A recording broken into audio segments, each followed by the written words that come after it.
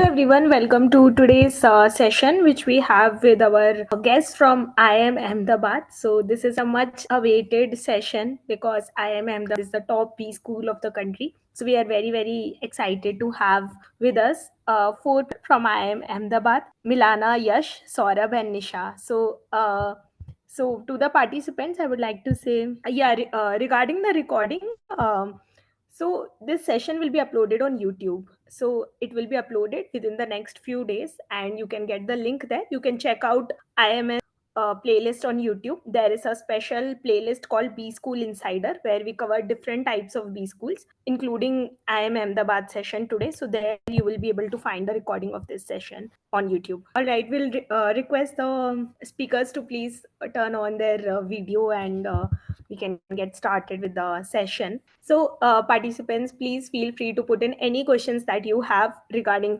either it is about preparation or how is the campus life or about placements, internships, campus life, clubs, hobbies, how to make it in the interview, or what are the opportunities after IMA that is available. Anything that comes to your mind about IMA specifically, please feel free to put in your queries and we will try to get all of the questions covered. So I'm opening the Q&A for everyone. Saurabh, Milana, Yash, and Nisha, thank you so much for joining. We'll try to keep the session as interactive as possible. We'll get started with your introductions to Milana. Milana, would love for you to introduce yourself. Yeah, hi everyone. So I'm Milana. I also, like sort of graduated this year. I'm currently with Accenture Strategy and Consulting. I did my undergrad in mass media. I call myself a CAT veteran because I've written the CAT three times and got lucky the third time. So yeah, nice to meet you and happy to take your questions. Thank you so much. Yash, we'll go with you next. Yeah. Hey, hi everyone. Excited to be here today. Start with a quick introduction. My name is Yash Gohil. I'm currently a student here, so I'm all three of their juniors. And I am basically an engineer. Did my engineering from NIT Surat, then did work at Oracle for around 3 years before joining here. And similar to Milana, I've given CAT like 4 times. So yeah, a lot of experience with CAT. Yeah. Thank you so much Ish, for the introduction. Nisha. Yeah. Hi, everybody. I'm Nisha, batch of 24. Milana and Saurabh were my batchmates. I graduated with a BCom honors degree, and then I worked with L&T Construction for a bit, less than a year, and then I joined IMA. I'm currently a business consultant with TCS. So my name is Saurabh, 27. I work at Tata Administrative Services out as a fresh graduate out of the 2024 batch. And before this, I trained as a lawyer and I have 17 months of work ex in arbitration and consumer law. So batchmates with Nisha and Milana, we've all just graduated and Yash is now a current PGP2, so my junior batch. So yeah, great to meet you all. And let's carry on. Yeah, thank you so much sir, for the introduction. So we have all four speakers from different profiles. Or has been a lawyer before. Milana is from the media studies profile. Yash has been an engineer, and Nisha has done her BCom before IMA. So interesting to see the diverse set of profiles which IMA stands for, and in the small sample size itself, we were able to see that. So that's amazing. So guys, if you have any particular questions, like if you are an engineer and if you are looking for any particular questions, please do let me know and we'll ask to the specific speaker. But let's get started with the Q&A meanwhile. So the first question is regarding the CV freeze that happens in the first part of the academic year. So what could somebody do to improve their profile, and how to actually make a good CV during that time? So let's go to all the speakers one by one. Let's start with Nisha. Yes. So actually, the IMA student community itself, is aware that a lot of freshers need CV points, and they have a lot of activities or events planned specifically so that they can participate and obtain CV points. So a lot of the clubs, the student-run clubs specifically, conduct events, quizzes, case competitions, etc. in the first half before the CV freeze happens, so that they can get to incorporate these points in their CV. So yeah. Okay, so participating in such activities would help to boost the profile. Thanks, Yes. Nisha. Yash, what would you like to add to this? Yeah, so just add to Nisha's point. Another thing that people can do is, I understand from December to June, you guys have like 6 months before you join IMA. So although your work ex points and everything is covered, there's one way to like, sort of highlight things that you do. Like for example, when I came here from Oracle, there were eight other people from Oracle who joined IME. So eight extremely similar profiles. And in there, if you want to differentiate yourself, you can do sort of like, you can look at internships or like, volunteering opportunities. Look at things that will differentiate your profile from the sort of profiles your peers have, right? So that is one thing that you can do. Obviously, like the moment you join IMA has a lot of resources. Clubs will you'll have case competitions, everything. But before joining, if you're looking at things, I would suggest try to sort of look at these opportunities like some smaller 2 month or 1 month stint internships, volunteering, NGO work, whatever you can to sort of highlight your CV. Got it. So that's Thanks, it. Yash, for mentioning about differentiating your profile. Milana, what would you like to add to this? I mean, I think Yash and Nisha have covered it all. I honestly think volunteering is a personal bias of mine because I think it adds a lot of diversity to your profile. It shows that you are socially aware and that you're interested in social issues. And this could be in any domain. I mean, you could volunteer in whatever is your interest area. And also because I feel picking up a skill with 6 months is probably too short a duration for you to learn something from scratch. Like if you say, I'm going to learn a new language, 6 months, which ho nahi sakta. So it's easier to kind of pick up an internship or a volunteering thing. All right, Saurabh. Yeah, I think most of the points have been covered. So I'll just give you a hygiene factor for everyone, which is that you have to start thinking about your CV well before you join the B school. So there's a lot of hassle that happens in terms of collecting the proofs for the points that you want to include in your CV. IIM Ahmedabad is perhaps the strictest institution out there, and the standard of proof is very, very high. So you cannot even change words without having it reapproved, that entire point. So apart from everything that people have said now, what I would just say is that it is a continuous act of refinement up until the last moment. So it needs to be a work in progress. All right, so collect your proofs and keep that handy. Thanks, Saurabh. So let's come to another question. What has been the best part of IMA life, and what is something which you were surprised by during IMA life, and what was something that you didn't know before joining, which took you by surprise? So let's start with all the speakers. Milana, we'll start with you. So, I mean, it's been quite transformative because I've learned so much. But more importantly, I've found family. So that's the best part, I guess. So found wonderful friends. That's amazing, and I think people do want to do MBA for that also. So amazing to Yeah. see that happens. Yes. Yeah, so I'll tell one thing that I learned after coming here. So people who end up in IME, all of them are like the top scorers. They've always been top scorers in their life. They all have like 99 plus percentiles. They all have great jobs, great academics, great achievements. But the thing is, the moment you come here, you are amongst the 500 people, all of whom have those achievements. So right, so it sets you back. The reality seeps in that okay, you have been a topper all your life, but now that's not enough. So IMA sort of challenges you to keep improving again and again. And our professors also say that the first month that IMA sort of gives you a reality check, and then you build yourself from the ground up. So that's one thing that I learned here. And yeah, over to the other panelists. Yeah, that's amazing to constantly improve. That's amazing thing to learn. Nisha. Yes.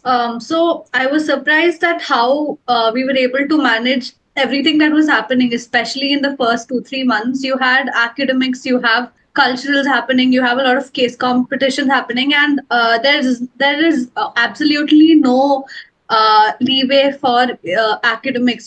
So we would perform or participate in culturals throughout the evening, and then the next day it is classes as usual. And our batch, they even happened to conduct a surprise quiz during the culturals, and that was the biggest learning of all. Nice. So always be prepared during academics. That's amazing. Saurabh, what are your thoughts? Yeah, I mean, so we obviously find family and friends there, but what really struck me about IIM Ahmedabad was just the amount of opportunities that you can get. So I'm still in touch with some of the best professors in the whole country, my batchmates, the best minds of the country, and the access that it really gives you. So it puts a lot of things in perspective. To agree with Yash, also, I think it's a great equalizer in the sense that I wouldn't say it sets you back, but it actually sets you up for elevating yourselves to get to a higher level. So I think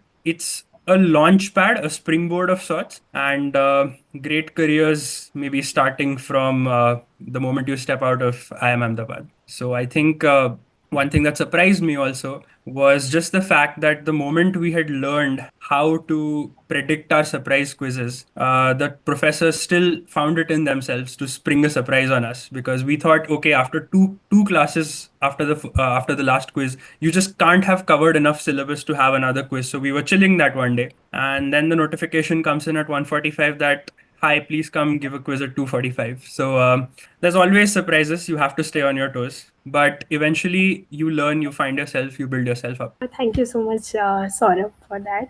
So always be prepared again is the message, but it's really nice that IMA puts you through this. Okay, let's get to the next question. So the next question is, after getting into B school, what was your goal? So was it to chill and enjoy, or was it to work hard or join a committee to make your better profile? So so maybe they're asking from the perspective of, if a student joins, how should they actually have a good journey while achieving their goals, how to actually manage it all properly. Let's start with Saurabh. Yeah. So what I would say is that the what you want to do out of a B school experience can be largely controlled by you. So, for example, I had come in with at least one clarity, which was that I will not compromise on my routine. And so I found it in myself to sleep at 10, 11 p.m. tops, and then have a good 7, 8 hours of sleep before I got on with the day. Of course, that comes with a lot of trade offs. But if you know what you want to do, then you can achieve what you want to do. And what I would also say is that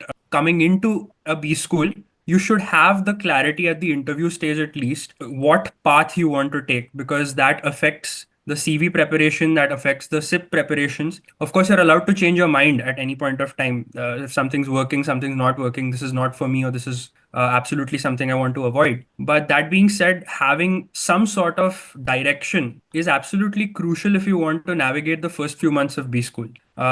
You can change your directions, but don't be rudderless floating in the sea. Right. Thank you so much, Saurabh. Milana, what would you like to add to that? Yeah, absolutely. I mean, it's a matter of prioritization. So some people say that grades are all that we want. We want to bag the highest, paying job, and that's perfectly fine. If that's what you're seeking, then, like Saurabh said, it comes with trade-offs. You probably will be sleeping lesser. You'll probably be, socializing lesser. I don't know. It really depends on you. But it is all about what you want to extract out of the B school experience, and you have a lot of autonomy in deciding that. So like for me, I knew that I was happy I got into IME, so I was pretty chill. I was like, academics I can kind of negotiate. So but that also comes with its own set of challenges, right? So you need to prioritize what is most important to you, and that helps you make the most of this experience. Right. Thank you, Milana. Yes. Yeah, so I think Saurav and Milana sort of covered it up. Just to the participants, IMA is not as scary as we're making it sound, but these are few of the hygiene checks that you need to do when you're coming to any B school, not just IMA. So academics, yes. CV prep, yes. But again, IMA also gives you a lot of opportunities to have fun, to relax, and people do find ways, unique ways to have fun. So that's always there. You'll find people at 5 a.m. just laughing over tea of how bad a day they had the previous day. So people find fun in misery as well. So it's not as scary as it sounds. And yeah, IMA is pretty fun at times as well. That's amazing to know. It's a lot of fun. Thanks, Yash. So Nisha, what would you like to add? Yes. So, if you're looking to come into IMA, I'm sure you would have some goal or the other in your mind. The important thing, or rather, the most important thing to do is to stick to your goal, because you would see about 400 others who have each of their own goals and are working towards it, right? And it is very easy to get influenced by what others want. I mean, the grass is always greener on the other side, but I would say do not forget what you had come into IMA for the first place, and be mindful of that and work towards that. All right, thanks, Nisha. So, there are a lot of questions regarding preparation and who best to ask you about CAT preparation than you guys who have made it to IMA. So, what are the tips that helped you have an edge, and what are some tips that worked for you if you could highlight on those points? So, let's start with Yash. Yeah, so as I mentioned before, like I've given CAT 4 times. The middle two attempts were just sort of to keep me up to date with what sort of exam pattern it is. And yes, like a lot of it also, your prep obviously matters, but a lot of it also depends on the day prep, right? So like on the day of the exam, what you're feeling. So I'm sure like your institute would be helping you with preparations, giving test series, everything. So that part, I'm sure all the 60, 70 participants would have it covered. The one thing that you need to focus on is after all this prep, just believe in yourself. The day of the exam, don't stress. And yeah, because the kind of preparation you've been doing for the past 1 year, 2 years would show, would reflect in your attempt. So just believe in yourself. That is just at this point one of the highlights I would suggest. Thank you, Yash. Nisha. Yes. So I have given CAT only once, and luckily I ended up at IMA. So what you really need to do is, like Yash said, you really need to believe in yourself, because the journey to writing CAT can get very hard, and I have gone through it. The key is to really keep pushing yourself, and not just looking at mock scores, or just looking at test scores, and determining that this is all you can do. They vary very vastly, and they do not really reflect your capability on the day of the actual exam. I had never really scored very well in any of the mocks that I had taken, and I was honestly very scared. But you need to trust yourself, trust the process, because your improvement is never a linear line, right? It is always a big series of ups and downs, which gradually on the whole becomes a linear improvement. So be consistent, and keep preparing, and believe in yourself again. Thank you so much, Nisha. Saurabh. Yeah, so they've made some great points. What I would say is, so then I make some content on YouTube for guiding aspirants, so I could just guide them there. But apart from that, what I would say is that the moment you get your slot, whether it's the morning, afternoon, or evening, you should start taking mocks only at that point of time, at that time slot. The reason I say that is because over that period of 1 month, your mind will soon begin to peak at that particular time slot, and that will put you in good stead to write the mocks. As far as, let's say, your sections are concerned, what I would say is that VARC is kind of an area where either you have people who are very confident or you have people who fear it the most. If you are someone who is confident, I'm telling you right now, your problem is going to be fluctuating scores because you're not going to put enough consistency in preparation. So, what I would just say in general for VARC is to just make sure you're giving mocks, identifying your weak areas, always attempting all TETA questions because there's nothing to lose over there. And over time, just increasing familiarity with topics that you might find hard. For quant, again, advice can vary depending on what background you're coming from. But start with LOD1 and work your way up to the difficult problems. I think syllabus wise, quant requires the most effort. You're not going to spend that much time just memorizing formulae or something like that. DILR is a matter of practice, and I think a huge matter of mindset as well, because if you can crack one set with 100% accuracy, most likely you're going to clear the sectional cutoff as well. So I think you need to balance not just expectations, but also your mind so that you can give these sections pretty well. So that's what I would say. Thank you so much for the detailed help, Saurabh. I think that would have been very insightful. Milana, what would you like to add? I think fabulous points by everyone. All right. Thanks, Nisha. Milana. Yeah, I mean, most of it is already covered. But what I would also like to add is that not just your friends, even the professors are super supportive. I've personally reached out to a lot of professors in quants, and I've been like, please help. And they've been so kind and so benevolent. And, help is truly given when you ask for it at IMA. And, there is a level playing field, like Nisha mentioned. And as a mass media graduate, I felt like I was at a disadvantage in all. In literally every subject except maybe marketing, because I majored in advertising, so it was kind of connected. But I was terrible at finance, I was at quants, I was terrible at operations. So, but at the end of the day, you see that people are very supportive. People will always reach out, and they will see if you're struggling, or you can ask for help if you're struggling.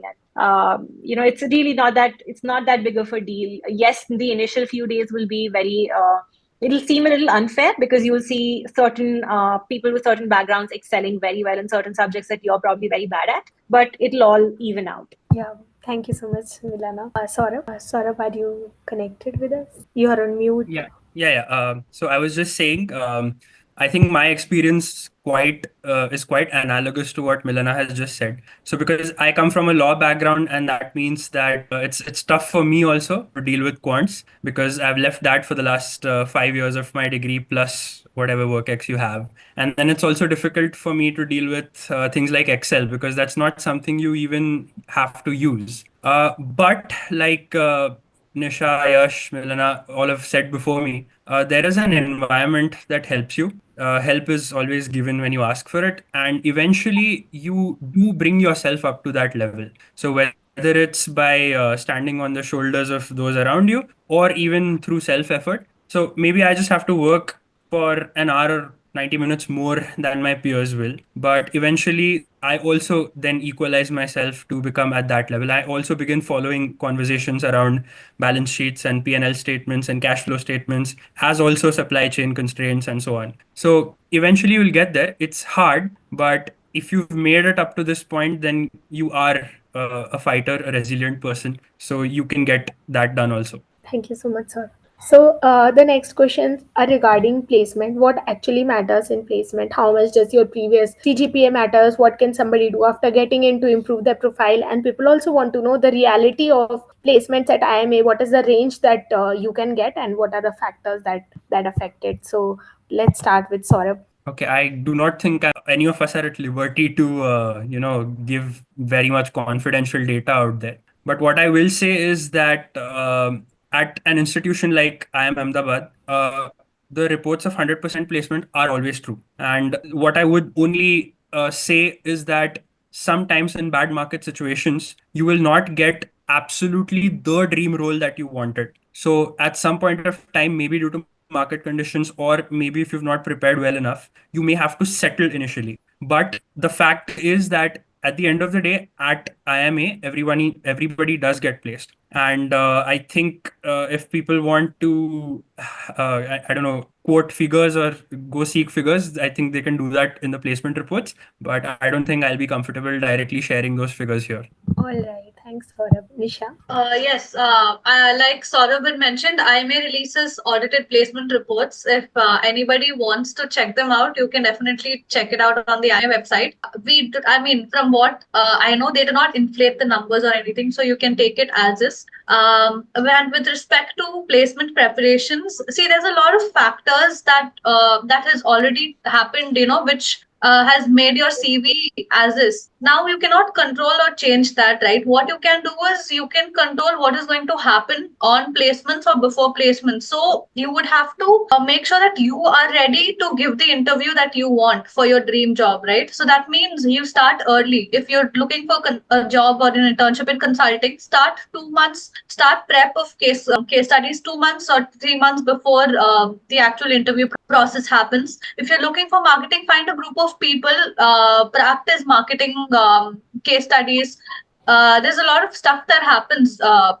So find a group, do the preparation, and you should also equally focus on preparing yourselves. HRQs are very, very important because although you might feel like, the tell me about yourself gets over with an IMA interview, it does not. You again get asked the same thing. So focus on updating your questions and, giving the best version of yourself out there. All right. Thank you so much, Nisha. Yash. Yeah, so I also see a lot of questions regarding my graduation scores, 10th, 12th. So I'd like to tell a personal fact. My UG CGPA is 7.9, and I'm amongst here who people who mostly have like the PGs in 8s and 9s. So my point here is here any company would not focus on your UG CG per se. What essentially it does is you can apply to any role you want. They won't restrict you for the role per se. Like in UG, a lot of people have restrictions that people with certain scores can't apply. So what I would suggest is these scores are in the past. Then this is something that you can't change, right?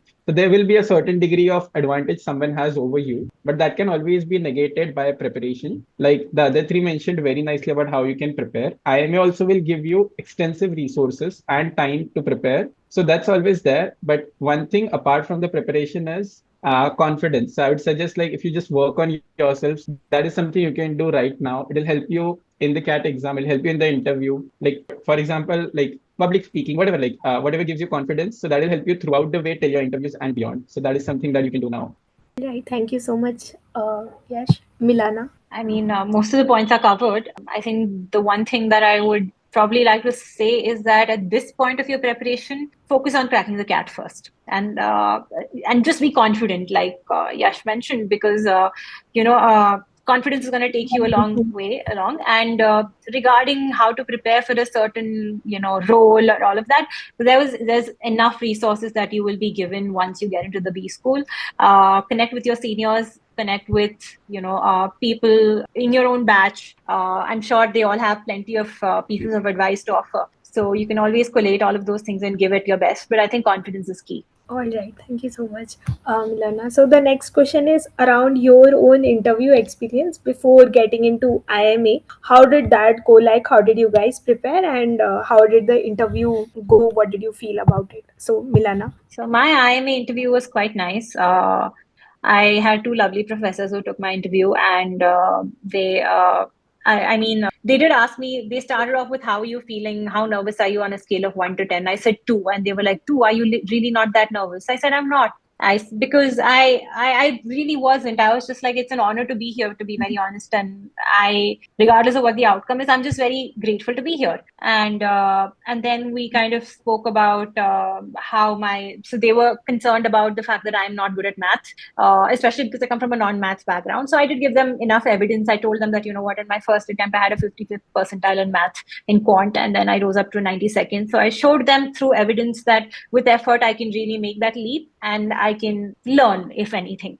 And then we just spoke about other things that I'm interested in, like mental health and writing my books and stuff. And then there was just some general, I wouldn't say general knowledge, but there were a few discussions on topics that were hot in the discourse back then, like the Sri Lankan crisis and a bunch of other things. So my tips would be that, one, know yourself inside out. You are the best judge, and you are the best person who knows the best about you. So be confident. No one knows you as well as you do. So be confident, especially when you're talking about yourself, because there's no way to check if it's right or wrong. And if you are confident enough, if you can project that, if you can exude that confidence, then you're sorted. And whatever might be your interest area, whether it's a sport, whether it's a particular activity or a language or whatever, make sure you know it inside out. So this could be anything. Even if it's a sport, know about the history of the sport, know about major record holders, what are the rules of the game, what are some of the changes that have happened in the game so far.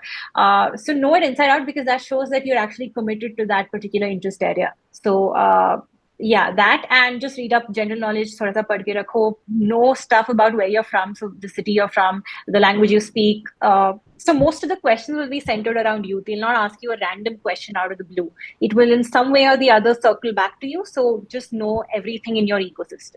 Right. Thank you so much, Mia, for mentioning that in detail. That's quite helpful. Nisha. Yes, I think I got a little lucky with the interview panel because they didn't decide to put me through a stress test. But anyway, it was, I would say, one of the handful interviews that I came out feeling good after the interview, right? Because otherwise it's usually a nervous wreck. So what happened was the interview was mostly about me and the topic that happened just before the interview. They asked me a lot about academics. I got a lot of economic questions, commerce, finance related questions, etc. And they asked me what subjects I liked, what subjects I don't like, and that was a little bit back and forth over here. They didn't really delve into hobbies or interests or just general knowledge for that matter.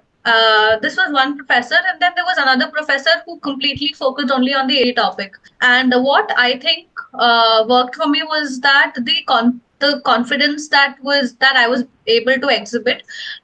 This professor was very adamant in refuting every point that I mentioned. He did not want to agree to it, even if it made complete sense. He would throw back nonsensical points as well. So you would need to stay confident, and just because they're trying to uh, argue with you or just trying to raise another point doesn't mean you're wrong, or that they don't want you there or something like that. Be confident in the points that you're stating in yourself, and even if you're nervous, just don't show it outside. let them know what you think, and to not be nervous. That'll help. Right. Thank you so much. Very well put. Yash. Yeah, so my interview was in early February, like I think 3rd or 4th Feb. So I was one of the first from my peers also to give an interview.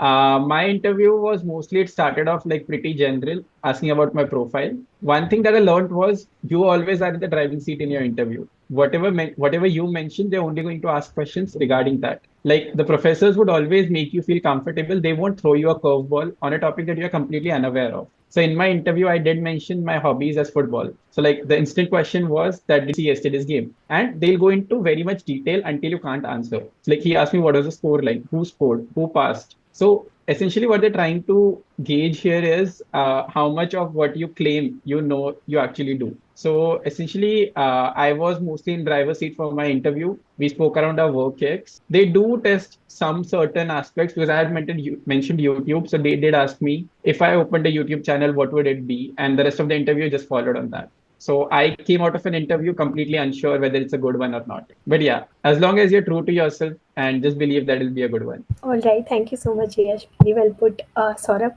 Yeah, I had perhaps the most stressful interview of all time because, like Yash, I think my interview was also, I think, the fourth or the fifth day after the interviews had begun. So I didn't have that much material to, look at and see what people have been asked. I had a panel of two professors, one of whom was preferring to sit back and watch, and one professor who preferred to just, like Nisha's professor, she preferred to fight with me on every single topic. So it started out with me just greeting them, thanking them for their time. I had a seat, and then they began asking, "Okay, so you're a lawyer. So tell me about me." Saurabh, just a second. I think it's not But I clear, mean, your video and audio. Saurabh, your video and audio is not clear. Can you? is it better now? Yeah, I Yeah, think I'm audible, visible. yeah. Yeah, okay. Sorry. I was just saying that the professor started fighting with me. I happened to mention to her, okay, this is burden of proof. But then I possibly created a trap for myself. I said to her that, okay, these are the exceptions also to burden of proof. So she immediately jumped on the exceptions. She said, okay, fine. So in this case, you tell me what happens. So I told, and we started taking positions on different matters. At one point, in fact, I explained that how her position is also a little valid. Then immediately she flipped positions and she said that, but I don't now agree with what I was saying 2 minutes ago. So you argue from my side what I was saying. On the whole, I think the key is just not to get flustered. So I maintained my calm throughout. I never really lashed out. I was constantly smiling. I was politely disagreeing where I had to. So I was not saying I was not a yes man for her, but I had a great interview experience. Again, but I came out not knowing how they would be receiving the interview. But I think at the end of the day, it did go well because I'm here now. Yeah, thank you so much, Saurabh, for mentioning that. Well, so let's come to the next question, which is around how to make good network after getting into B school. There's a answer to that. So, would you kindly to keep the answers very short? We have just 10 minutes remaining, so sorry about that. But if in a concise way, if you could answer that, Nisha. So I would say look at networking from the perspective wherein you can provide somebody something, and that way you build your network, right. Don't just look at it as receiving something from somebody. Always make sure that you have something to offer, and that would build your network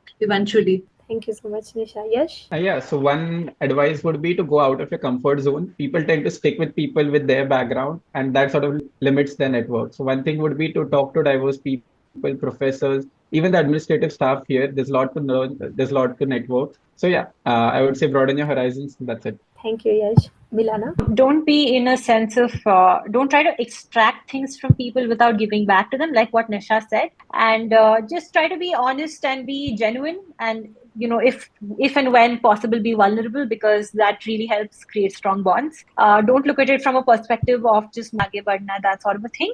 Yes, that is the crux of networking, but ultimately you're also there to make friends, and it's about helping each other and having a symbiotic relationship. All right. Thank you so much, Milana. Saurabh. Yeah, I think only one thing to add here is that if you're an introvert and if networking is difficult for you, you may consider just making an Excel sheet. So I have an Excel sheet and I make sure that I reach out to persons at least once a month. That's a nice tip. Thank you so much, Saurabh. So let's try to see if there are few questions remaining. We could cover that. So there were questions about gap year. So would, as the panelists, have any of you taken gap year? You would be the most suited to answer this. I had a gap year. I quit my job in April 2021. I joined college in June 2022. I basically was just very honest with them about my gap year. I told them I was preparing for the CAT because honestly, there's no point beating around the bush.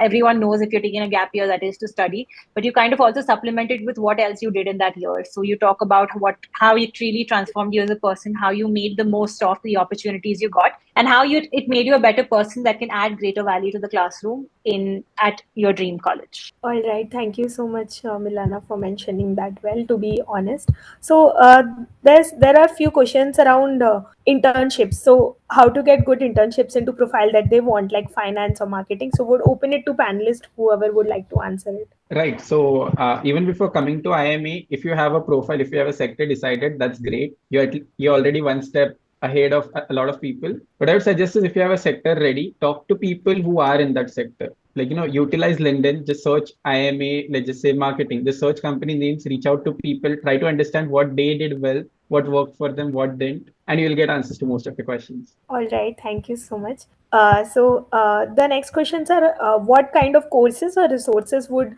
you recommend for somebody to upskill before the time they have to join B school? Nisha. Yeah, sure. So one thing that you can do is take up courses that interest you, not academically. So if you've always wanted to learn how to play a ukulele, go ahead, take that up.